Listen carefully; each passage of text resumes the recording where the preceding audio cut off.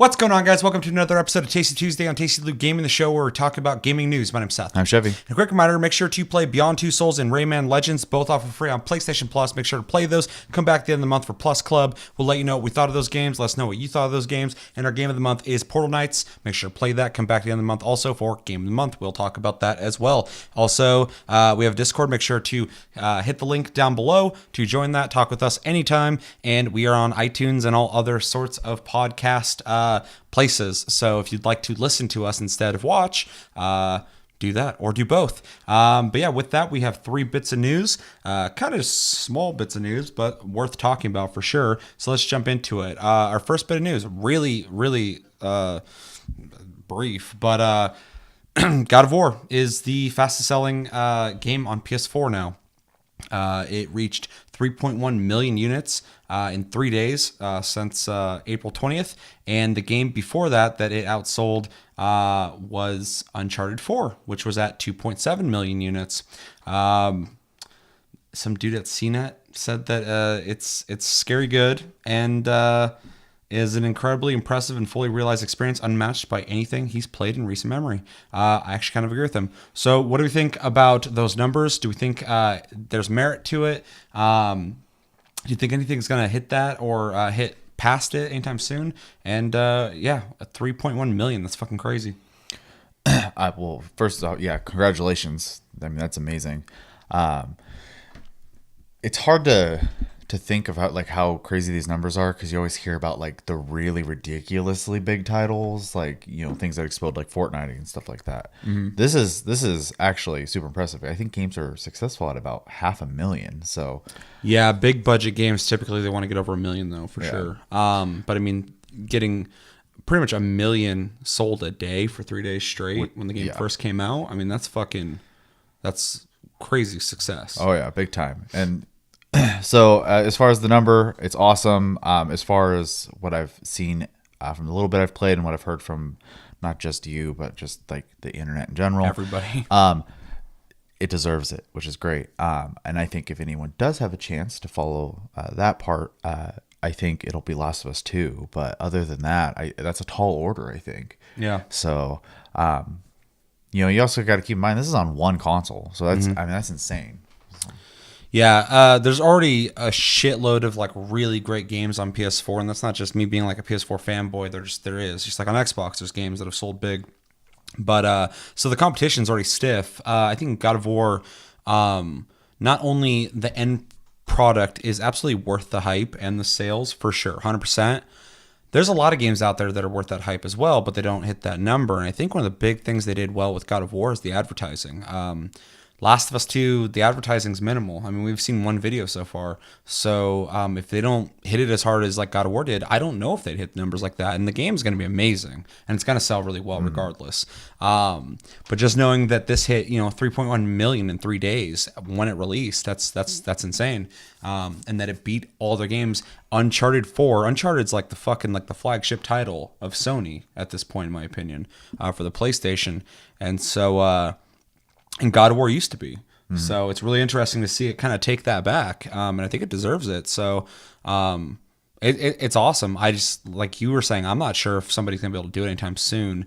I think this is kind of like not the perfect storm, because it absolutely deserved it. But I think it was just a really, really good fucking ad campaign and a game that delivered on the hype. You know, if this game was overhyped and people were like, oh, I don't know. Like, there's some people like, well, why is it overhyped? I mean, when Kotaku's saying it's fucking amazing, they have nothing to bitch about it. I mean, it's got to be pretty good. Minus the text. Yeah. Yeah, well, they had to find fucking something, so.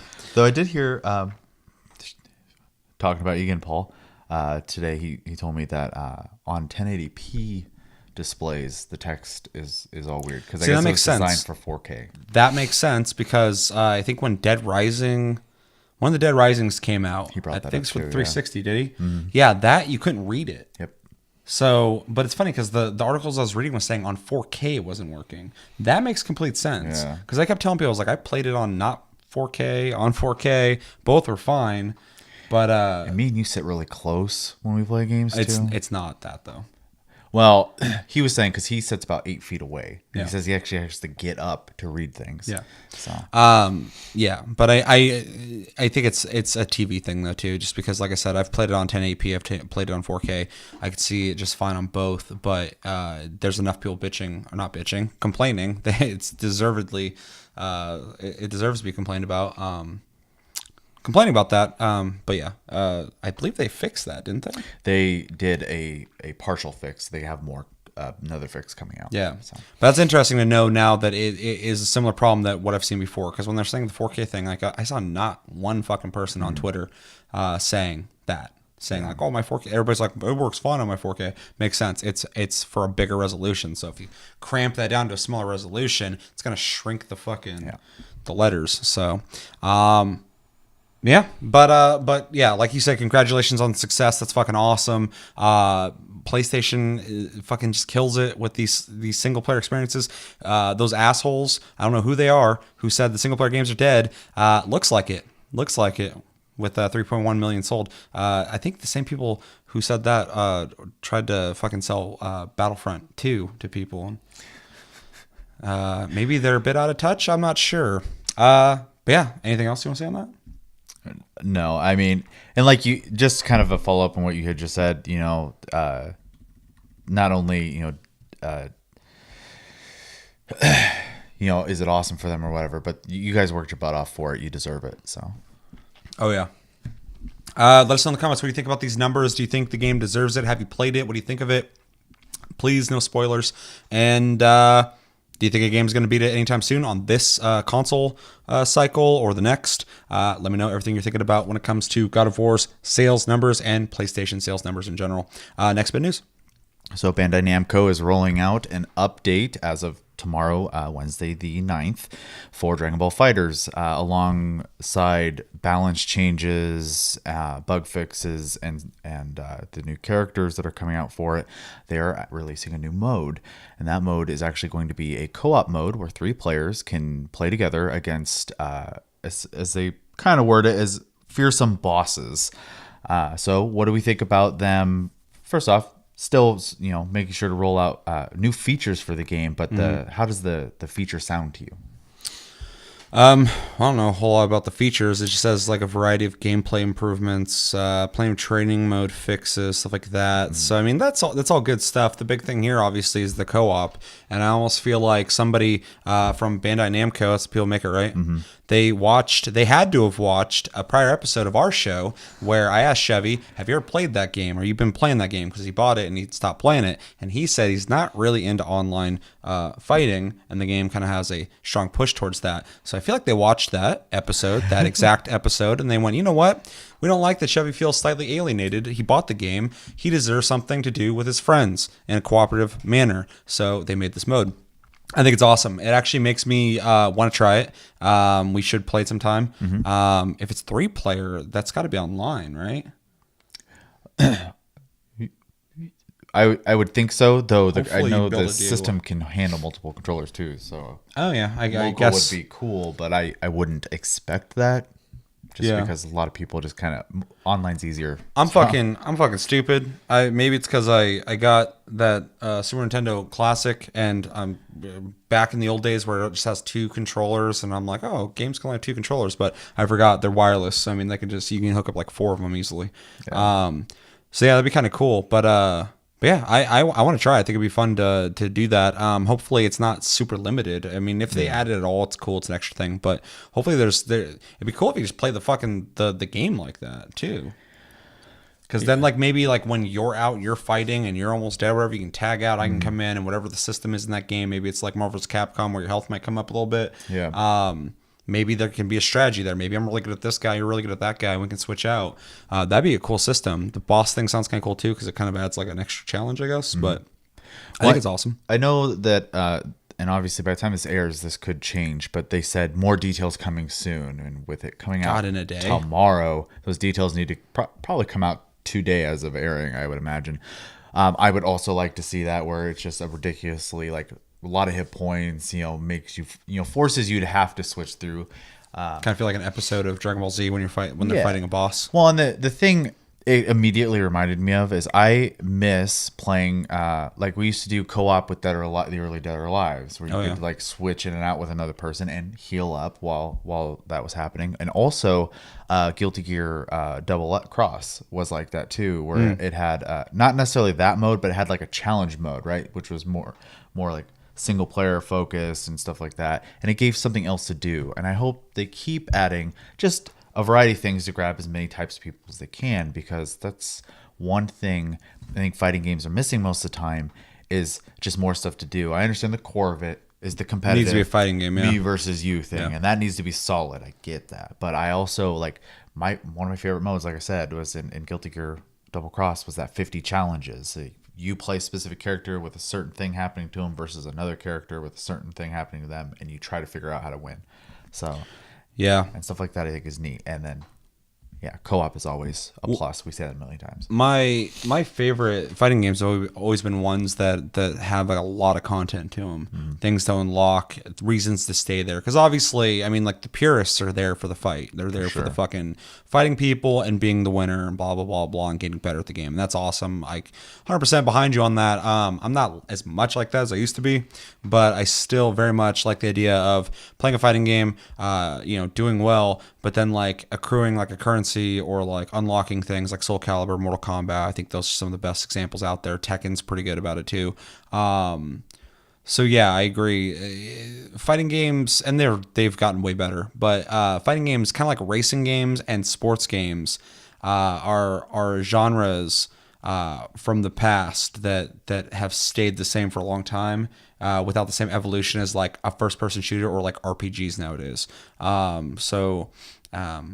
Like you were saying, to get more people to play them, they do need to adapt and evolve. Otherwise, you're only getting the core super competitive people, which is fine. That's the bread and butter. But I'd love to see a game. I mean, this game, they put a shitload of work into. It looks amazing. I would love to see more people playing it. So if they can do other things, and like I said, evolve and add things like that to get other people to play it who might not play it or buy it, that's awesome, because I want to see this game do awesome. I want it to continue. I want it to grow and get better and bigger, and so something like this is a step in the right direction. It's kind of cool to see. Oh God, who are the guys who make this? Arxis? Yeah, the people make Guilty Gear. Yeah. It's cool to see them kind of make a more expensive game like that, because I mean, like Guilty Gear and BlazBlue are both fantastic, amazing, but straightforward fighting games. So it's cool to see them kind of experiment with this. So yeah, no, I 100% agree. And just to reiterate, just keep doing. This is great. It's a free. It's a free patch. It's not a DLC you have to download. Yeah, which is awesome. I would love to, like I said, keep doing it. You can make this game last a long time that way. So definitely, and bring people back, because I mean, I played a little bit, kind of enjoyed it. Probably would have never played it again though, to be honest. So now I'm the reason for me to come back and play it. The reason for you to come back and play it. Anything else you want to say on that? Let us know in the comments. What do you think about Dragon Ball FighterZ? Do you play it? Have you played it? Do you want to play it? Do you not care about it? And what do you think about the free update that's going to add co-op? And are you interested in playing it? And is there any other things in that update that we should have talked about or know about? Let us know in the comments below. Last bit of news. Ubisoft recently had a special Space Monkey Report live stream where they talked about Beyond Good and Evil 2. The developers said a couple things about the game. We are going to watch a video they showed, though. But they say, unlike the first title, Beyond Good and Evil 2 places players in the role of their own custom space pirate, who can be any race, gender, or even species, be it a human or animal hybrid. As a pirate, players will be able to navigate from planet to planet in a ship and can freely drop out at any moment to fly around in a jetpack and board enemy ships. Which sounds kind of interesting. So, yeah, before we talk about that, we have a video we're going to watch, and we will discuss what we see. So, you ready? All right, let's do it. The Beyond Good and Evil 2 development team is ready for another check-in. This time, highlighting their progress on player movement and showing new gameplay of both on-foot and spaceship piloting action. The player is a pirate, so we have two kind of very important. He's Russian, right? Itself, and the character itself, when he's moving on his feet. and the fact that he can use his staff a bit like the first BG. Yeah? So we are working on all the mechanics of the staff. The animation looks fucking great. I love that they're showing the mocap stuff too. Keelik's my boy, so I love them staffs. To move in 3D. Actually, you can also board the ship. So you are inside the enemy mothership trying to fight your way through the different rooms, and you have your jetpack, so you can jump, you can escape, and maybe come back Scale's to fucking PH huge. after this. It's up to you, actually. Yeah, it also Another nice looks thing really with good. Pirates is that they are very mysterious in Beyond Good and Evil. Yeah, 1. it's fucking They are gorgeous, inside and it's caves. cool because you're gonna be able to make They your are own not character. like, And both those you characters are they've shown not so able far are to really see them in the detailed. world. So that was very mysterious, and it is part of things we will explain or discover is what happened to the pirates. Discover. Being evasive is one of the things pirates do best, but the team knows that when you're playing with friends, you won't want to lose track of them so easily. In Beyond Good and Evil 2, we have huge spaces. So we have a big speed. Oh yeah, apparently and there's it's really multiplayer hard too. in multiplayer to follow each other. Yeah, so At the speed. So you, I want this already. You will lose your friends, and that's why you have the Armada. Because in the Armada, you can lock behind your friend. The design of the game is pretty advanced now. We know where we are going. That's fucking so cool. We're You're in gonna this phase of fucking prototyping a play lot with people. of things today. So it's cool because sometimes we see some very fun stuff coming. So. To stay up to date on Beyond Good and Evil 2 and talk with the development team about what you'd like to see in the game, go to bgegame.com to sign up for the Space Monkey program. Then subscribe to this Space Monkey program. Okay, so with the information that I said, forgot to mention the multiplayer part that I read earlier that's not in this article. And what we saw, what do you think? So first off, I remember like when they got a chance to announce it at E3, and then Just huge. yeah, one of the few times we get a surprise, right? E3, Oh, yeah. The industry is really bad about keeping secrets anymore, and it's harder to. I get it. So it's really cool to see this come out on a game that I never thought was gonna ever get anything, and it looked cool then, right? And now seeing it being more realized and getting more information on it, and I'm like you said, I'm kind of already sold at this point. Yeah. Unless they show something later, I'm just like, oh no, Yeah. it looks great, and the fact that they have, I don't even like, was that 5 people playing together? Look that's like crazy. it. There's quite a bit of ships flying around. Yeah, they're saying you're flying around in an armada. Yeah, I mean, I'm with you. This game is looking great already, and it's barely shown anything. But the concept is there, and the concept is what's interests me. Also, the art style. Yeah. It's graphically great looking. The art style is awesome. I love that you're going to be able to make your own character, and I like that it has a diversity of flight and on foot, and also jetpack or combat, or just gameplay in general. So it sounds like it's going to have a lot to offer. I'm wondering how the multiplayer is going to work, though. Hopefully, you'll be able to play the storyline together, but at the very least, hopefully, you'll be able to just explore together. That'd be fucking awesome. I don't really know what to expect because they haven't said any, like, they haven't any promises yet. But so far, it looks awesome. And yeah, I mean, I can't fucking wait to play it. Honestly, I mean, we were talking about this before we filmed. The first game was well received, but no one played it.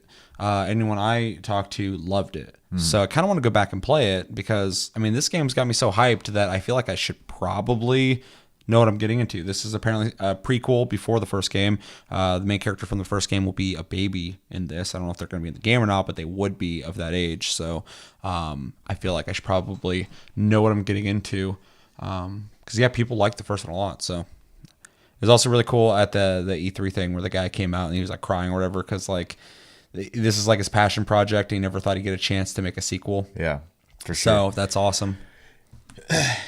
It's funny how, and it hasn't happened like a million times or anything, but how often we're kind of seeing that now, where like people are getting these opportunities to like do the things they want to do with the big companies at this point. Because a lot of those big companies, and we've talked about it before, but they kind of fell into this makes money, keep doing it, and the indie companies kind of came out. It took like 4 years to get out of that cycle, and we didn't even leave that cycle. They kept doing the same thing, but the indie developers created indie games, and now the thing that's going on right now that's really interesting when it comes to games is there's so many different avenues and different ways to voice opinions now than there ever was. Before, like the big one I always think of is THQ telling Iron Lore or whatever that fucking what's that not RTS? What's that Diablo game that's Greek mythology? Titan Quest? Titan Quest, yeah. Titan Quest came out, did great, sold really well. They were like, okay, we're ready to make Titan Quest 2. They're like, people don't want those games. Yeah. They did. They wanted those fucking games. So that's the reason why THQ doesn't fucking exist anymore, is they're out of touch. So nowadays, because of like Twitter, because of like Reddit, Facebook, just social media in general, yeah, you can get a large amount of people saying they want something. And then with Kickstarters like that, you can get fucking backing like for Shenmue 3, a game that I never thought I'd fucking see happen. And then someone else helped pick that up. Yep. So we're living in a crazy time where like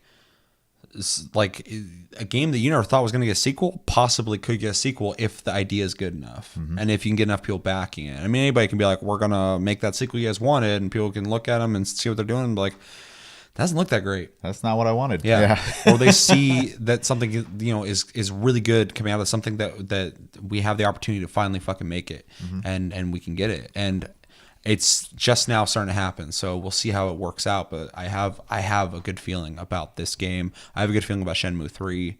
I can't really think of any other games like that right now, but it is interesting to see kind of that indie development meeting the big companies coming out and making these games again. So kind of said a lot there. Do you got anything else you want to say on that?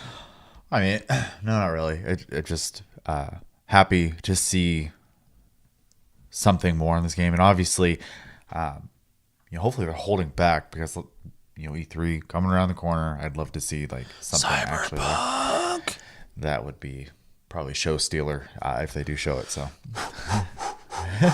I also expect to see Last of Us then too, though. Oh god, dude, I'm gonna have a fucking heart attack this fucking E3, man.